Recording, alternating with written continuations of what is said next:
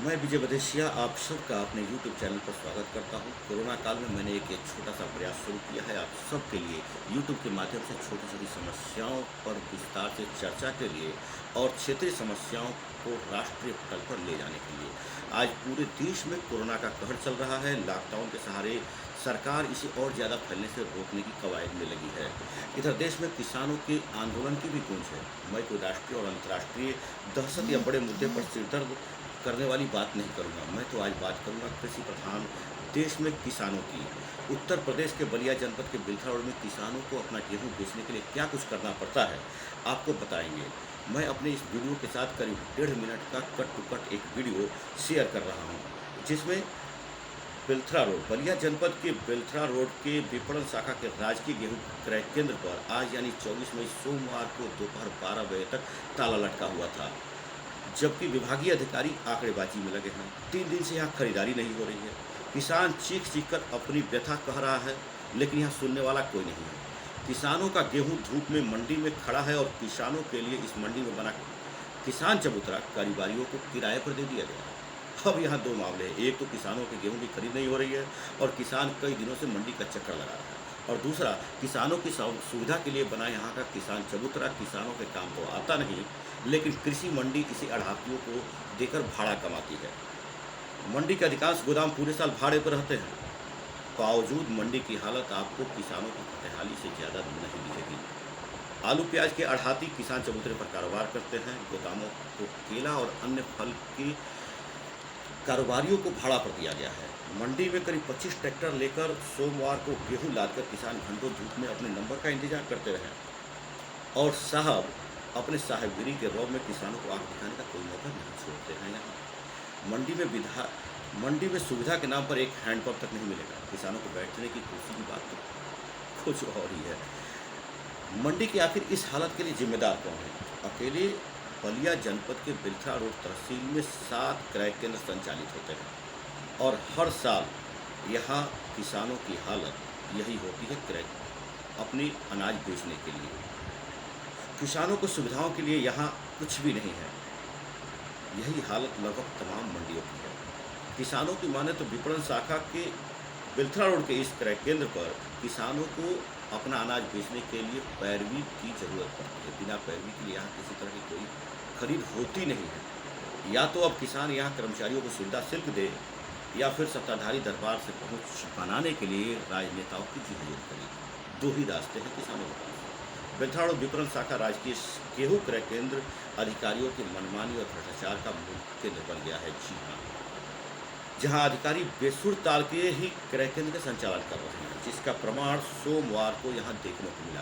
किसानों के हंगामे पर पहुंचे सबसे पहले यहां विपणन निरीक्षक गौरव कुमार किसानों से वार्ता की, और उन्होंने बताया कि यहां एक दिन में 500 से 600 क्विंटल गेहूं खरीद करने की व्यवस्था है। लेकिन थोड़े ही देर बाद किसानों के बीच इनके सीनियर अधिकारी विपणन अधिकारी अत्रि मुनि चौधरी पहुंचे। अब ये किसानों के बीच चिल्लाकर कहने लगे कि मेरे पास हर दिन एक दिन में अधिकतम 350 क्विंटल ही खरीदने की व्यवस्था है, और इससे ज़्यादा मैं खरीद नहीं कर सकता। अब दो अधिकारियों के इस बेमेल बयान से किसान भी अचरज में थे। खैर, दूसरी बात यह कि यहाँ अब तक किसानों को नंबरवार खरीदारी की व्यवस्था की गई है। अधिकारी यहाँ किसानों का नंबर लगवाते हैं और उसी नंबर के हिसाब से किसानों के गेहूँ या अनाज को खरीदते हैं। अब तक यहाँ 750 किसानों का नंबर लगाया जा चुका है। अधिकारी दावा कर रहे हैं कि 100 किसानों का अनाज खरीद लिया गया है, और सोमवार को 25 ट्रैक्टर आए हुए किसानों में अधिकांश किसानों के नंबर 18 नंबर, 19, 34, 50 और 60 नंबर से नीचे वाले ही थे, जो ये चीख चीख के कह रहे थे कि हमारा अनाज अब तक नहीं खरीदा गया है, और कई दिनों से मैं गेहूं क्रय केंद्र का चक्कर लगा रहा हूँ। अब ये माजरा क्या है? किसानों के साथ ऐसा खेल क्यों हो रहा है? जब एक और बात, अधिकारियों ने बताया कि हर साल यहाँ लगभग 350 किसानों का ही नंबर लगता था।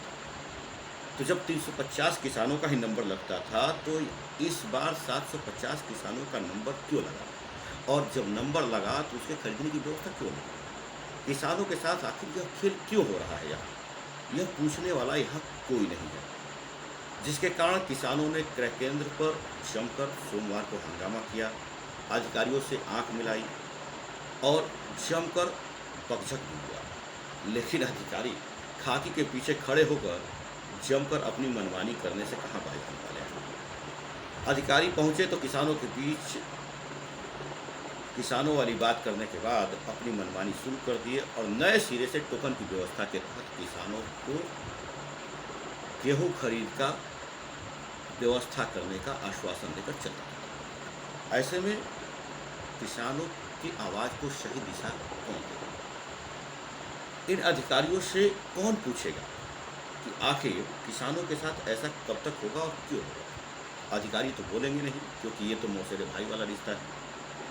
और सत्तारूढ़ दल के क्षेत्रीय जनप्रतिनिधि को यहाँ के किसानों का दर्द तो शायद लॉकडाउन के बाद 2022 के चुनावी तैयारी में दिखेगा, जबकि विपक्ष और अन्य दल की तो दूसरे के मंच और बने बनाए माहौल में गला साफ करने के अलावा दूसरों की आवाज़ बनने की प्रवृत्ति शायद यहाँ खत्म सी हो गई है।